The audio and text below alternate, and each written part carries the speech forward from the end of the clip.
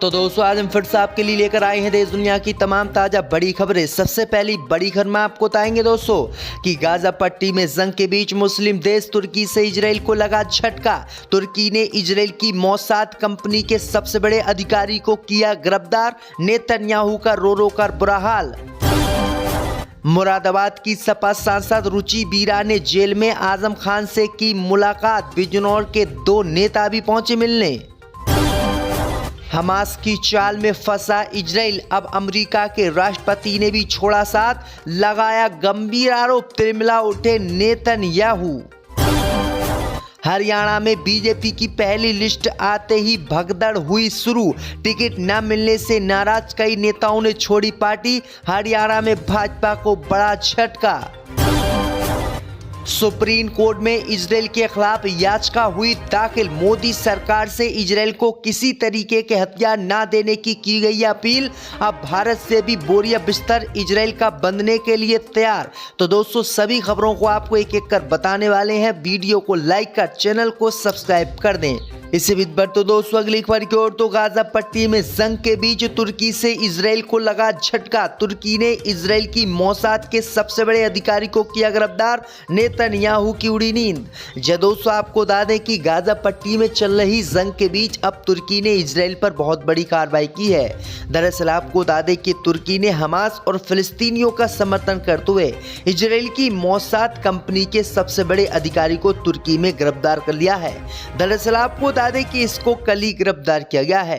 दरअसल आपको बता दें कि गाजा पट्टी में जंग न रोकने के कारण तुर्की के राष्ट्रपति रेप तैयब एर्दोगान इजराइल से नाराज पहले से ही बताए जा रहे थे और उन्होंने इजराइल के प्रधानमंत्री नेतन्याहू के हिटलर से तुलना भी की थी। और तुर्की ने कहा था कि अगर गाजा पट्टी में इजराइल जंग नहीं रोकता है तो तुर्की अपनी सेना को भेजेगा और इजराइल से जंग लड़ेगा। लेकिन आपको बता दें कि सेना भेजने से पहले ही इजराइल के खिलाफ तुर्की ने बड़ी कार्रवाई की और तुर्की ने मोसाद के सबसे बड़े अधिकारी को तुर्की में गिरफ्तार कर लिया है। तो ये बड़ी अपडेट आई दोस्तों कि नेतन्याहू की चिंता बढ़ गई है। अब मोसाद यानी इजराइल की जो सबसे बड़ी खुफिया एजेंसी है, इसके अधिकारी को फांसी तुर्की में दी जाएगी।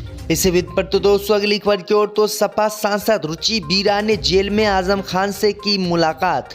दोस्तों आपको बता दें कि मुरादाबाद की सपा सांसद रुचि बीरा ने समाजवादी पार्टी के नेता और जेल में बंद आजम खान से मुलाकात की है। उनके साथ बिजनौर के दो नेता भी मौजूद थे।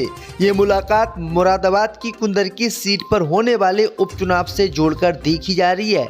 समाजवादी पार्टी के पूर्व मंत्री और प्रमुख नेता आजम खान, जिन्हें बेटे के फर्जी जन्म प्रमाण पत्र के मामले में 7 साल की सजा हुई है, फिलहाल सीतापुर जेल में तन्हाई बैरक में बंद है। मंगलवार की दोपहर काली रंग की फर्नीचर में पहुंची सपा सांसद रुचि बीरा ने जेल मेन्यू के अनुसार आजम खान से मुलाकात की। इस मुलाकात को मुरादाबाद की कुंदर की सीट पर होने वाले उपचुनाव के संदर्भ में बेहद अहम माना जा रहा है। सूत्रों के मुताबिक ये मुलाकात करीब 2 घंटे तक चली थी और 2 घंटे तक आजम खान से मुरादाबाद की सांसद रुचि बीरा मिली थी।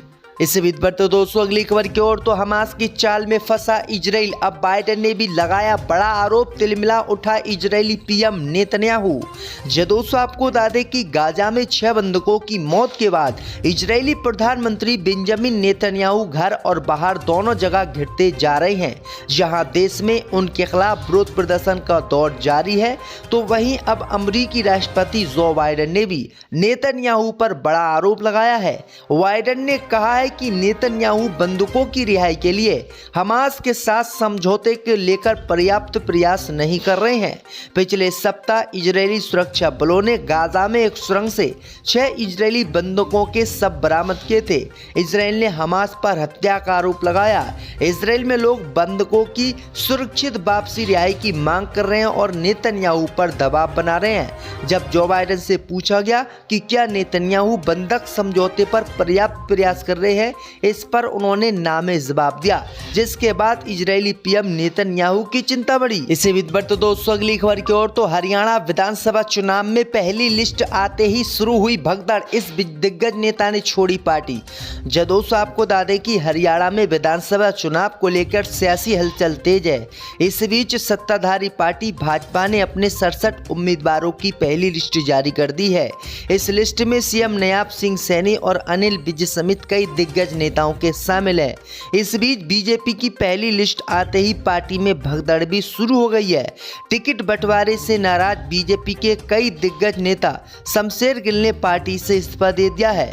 बताया जा रहा है कि गिल विधानसभा का टिकट मांग रहे थे, लेकिन भाजपा ने उनका टिकट काट दिया, जिसके बाद अब उन्होंने पार्टी छोड़ने का ऐलान किया है। वहीं आपको बता दें कि हरियाणा विधानसभा चुनाव में इस बार अमित शाह की भी नहीं चल रही है। वहां पर पूर्व मुख्यमंत्री मनोहर लाल खट्टर के आधार पर ही टिकट दिए जा रहे हैं। इसी बीच पर तो दोस्तों अगली खबर की ओर, तो इजराइल के खिलाफ सुप्रीम कोर्ट में याचिका हुई दाखिल, मोदी सरकार को इजराइल को जंग में हथियार न देने की गई अपील। दोस्तों आपको बता दें कि सुप्रीम कोर्ट में कल इजराइल के खिलाफ एक जनहित याचिका दायर की गई है, जिसमें कहा गया है कि प्रधानमंत्री मोदी के केंद्र सरकार को निर्देश दिए जाएं कि वह इजराइल को हथियार और अन्य सैन्य उपकरणों की सप्लाई रोके। याचिका में आगे कहा गया है कि जो भी भारतीय कंपनियां इजराइल को हथियार की सप्लाई कर रही हैं, उनके लाइसेंस रद्द किए जाएं। इजराइल गाजा में हमास के साथ जंग लड़ रहा है, जिसमें हजारों लोगों की मौत हुई है। इसे ध्यान में रखते हुए ये याचिका दायर की गई है। हथियारों की सप्लाई रोकने की मांग वाली जनहित याचिका को वरिष्ठ वकील प्रशांत भूषण के जरिए फाइल किया गया है। इसमें कहा गया है कि भारत विभिन्न अंतर्राष्ट्रीय कानूनों और संधियों का पालन करता है, जिसके तहत भारत युद्ध अपराधों के दोषी देशों को सैन्य सहायता हथियारों की सप्लाई नहीं कर सकता। वहीं आपको बता दें कि अब देखते हैं सुप्रीम कोर्ट मोदी सरकार पर रोक लगाएगा या फिर नहीं। सांसद रुचि वीरा मिली थी। इससे बीच बढ़ते दोस्तों अगली खबर की ओर, तो हमास की चाल में फंसा इजराइल, अब बाइडेन ने भी लगाया बड़ा आरोप, तिलमिला उठा इजरायली पीएम नेतन्याहू। दोस्तों आपको बता दें कि गाजा में 6 बंधकों की मौत के बाद इजरायली प्रधानमंत्री बेंजामिन नेतन्याहू घर और बाहर दोनों जगह घिरते जा रहे हैं। जहां देश में उनके खिलाफ विरोध प्रदर्शन का दौर जारी है, तो वहीं अब अमेरिकी राष्ट्रपति जो बाइडेन ने भी नेतन्याहू पर बड़ा आरोप लगाया है। बाइडेन ने कहा है कि नेतन्याहू बंदूकों की रिहाई के लिए हमास के साथ समझौते को लेकर पर्याप्त प्रयास नहीं कर रहे हैं। पिछले सप्ताह इजरायली सुरक्षा बलों ने गाजा में एक सुरंग से 6 इजरायली बंदूकों के शव बरामद किए थे। इजरायल ने हमास पर हत्या का आरोप लगाया।